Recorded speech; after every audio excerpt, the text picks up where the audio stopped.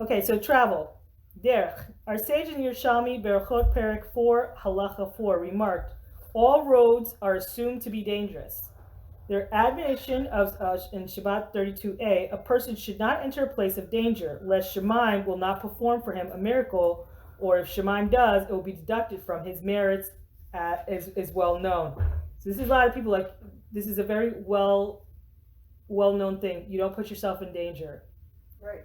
Okay? Because if you do, don't depend on the fact that Hashem's going to do a miracle, because he just may not. And if he does do a miracle, he may take away from all the merits. So like all the great things you've been doing lately, you may not get that reward simply because who told you to do that, right?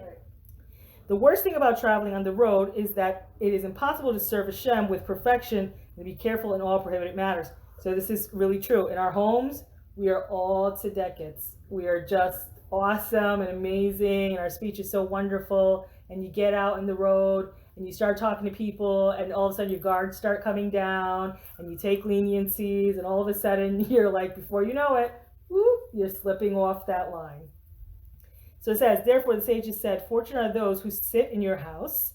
Many of the difficulties of the people who travel, they endure a life of suffering, heat by day, cold by night, severe heat will strike them, and many other forms of affliction. So it is, traveling is very hard. The older you get, it's harder. It just is.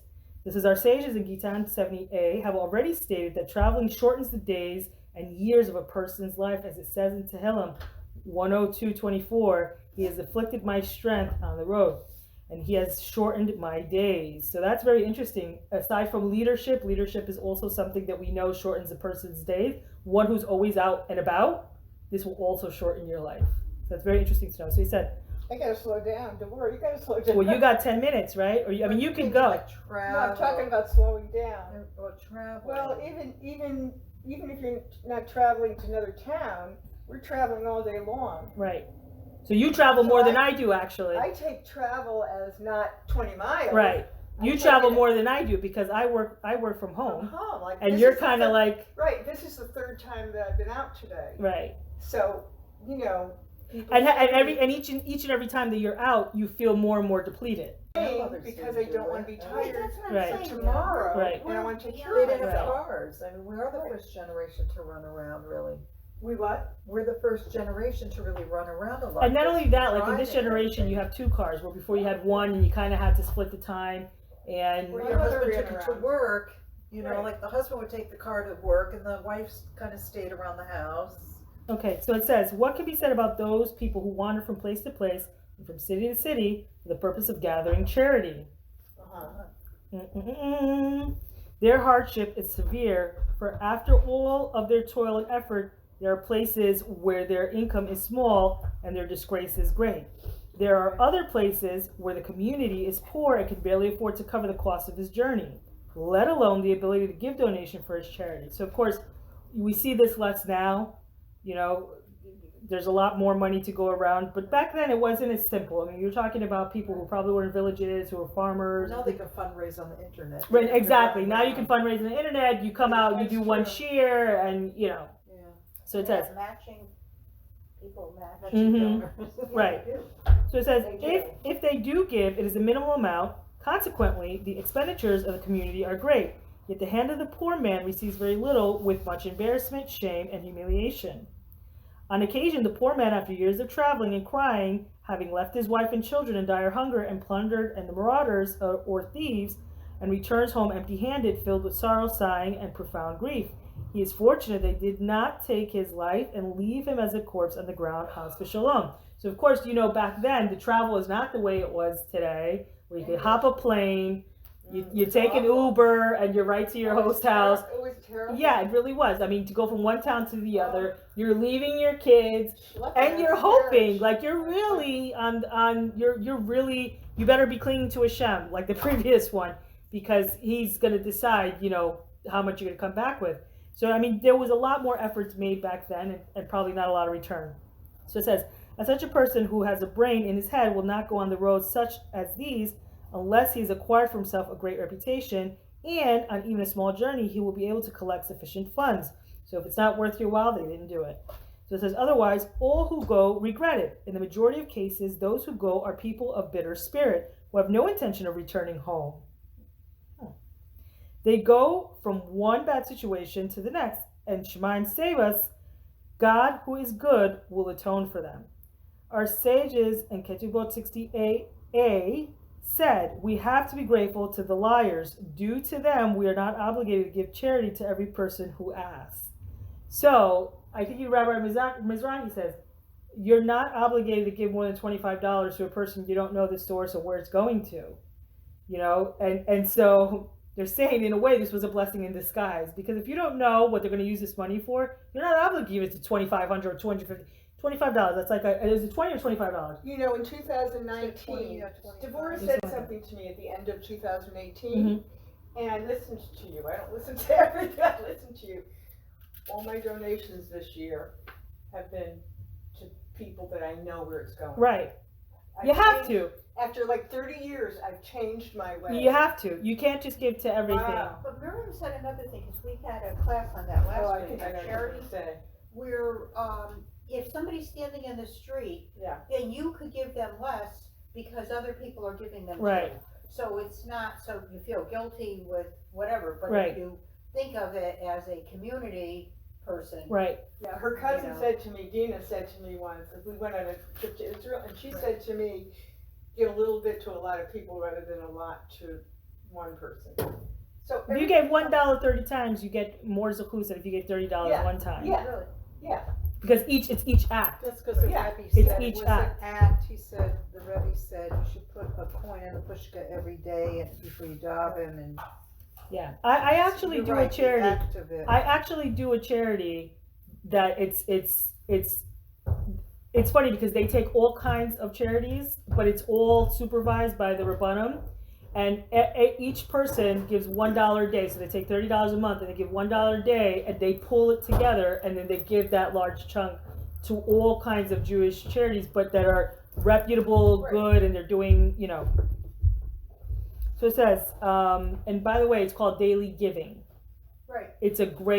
It really is great. They just take the $30 one day, but it's that $1 every day. It's like that pushka every day, and they're doing it for you. Yeah, that's what Miriam was saying. It doesn't matter how much you're putting in the pushka, as long as you're putting it in, because you're getting used to doing Right, it, and then you do it. right. Yeah, that's interesting. And so it says, however, there certainly are good men among those who have the financial burden of daughters who are of marriageable age, and many other essential domestic needs. The poor man has nothing, and what shall he do? Who shall he turn to for help unless he goes out in the world to find support? Especially in times like these when the dowries, along with general expenditures of the daughters, have increased. So certainly it is proper to have compassion on people like this and help them with all kinds of beneficent aid. So of course we know there is a mitzvah to help get women married and to help the kala in getting a bride ready. So it says, it will be considered a great mitzvah, but here's the problem. We should be concerned about the liars. Here we go again. They bring with them letters of approbation from holy men who describe their pain and suffering to everyone. And I've caught that in Muncie a few times. I've gotten a few. Here's a letter, Yeah. In Israel they do that. Yeah, so sometimes you'll get that in Muncie? yeah, right in the parking lot you'll get it. So it says, however, Too. no, the thing is too, like one time I remember it was like for Pesach, I gave them like $20, right? It's like, It was nice. and they're like, can you give more? Like, no, I know. So it says, To me, that's chutzpah. that is chutzpah. It's like, Yeah. so it says, I thought that was I don't know you, like, I don't even know if you typed that approbation letter. I don't know who you are, Isn't that awful thing? Yeah, right. But that's what I'm saying. But even the book is saying that the Gemara is saying that thank God for the liars, that you don't have to give $50. At the wall where I gave a woman money and then she chased me for more money. That's what I mean. Where was this? At the wall in Jerusalem. So I said to Dave, give me some more money. No, but No. don't see. But see, now you have the source. You don't have to feel bad about that because it's saying in the Gemara, like you're not obligated to do that. So here you go. So rest assured, you can say no with confidence after that first one. Right. So it says, however, what is the value of such letters? Their praise of the bearer and the severity of his pain. When no one investigates to clarify if they are authentic. We just said this. So it said, consequently, we do not rely on or trust these letters and all people should be treated the same. So this really should help you, Right. when you want to say no, Right. or that's it, feel confident. Because sometimes the Yetzirah will, Yeah, exactly. So it says, as well, modest individuals refrain from writing such letters of approbation for every person out of concern for bearing false testimony. So there's also concern for the Rabbanim. So it says, if they are not able to escape the solicitor's demand, they write in the letter a hint that alludes to the character of the bearer and that was given under duress. Aren't they so smart? This is why we got to sit and learn from their ways. People really read these letters. But that's the thing, and sometimes they're written in Hebrew, and you're talking about people Right. who don't know how to read Hebrew, and so of Right. course they're going to target that person because Of course. how do you check that letter? You know what I'm saying? That's very So interesting. it says for someone they know who truly deserves compassion, they write in different fashion. This is good. This is really good to know. So it says, such that the reader understands from the letter itself whether to give it or not. This is the upright path in any case of a person who can avoid traveling on the roads for either collecting charity or business. Fortunate is he and his portion.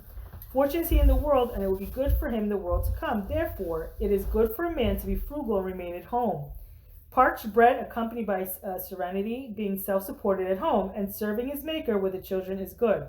Nevertheless, if it has been decreed in Shemayim that he should travel on the roads, he cannot escape and must go, and therefore do the following.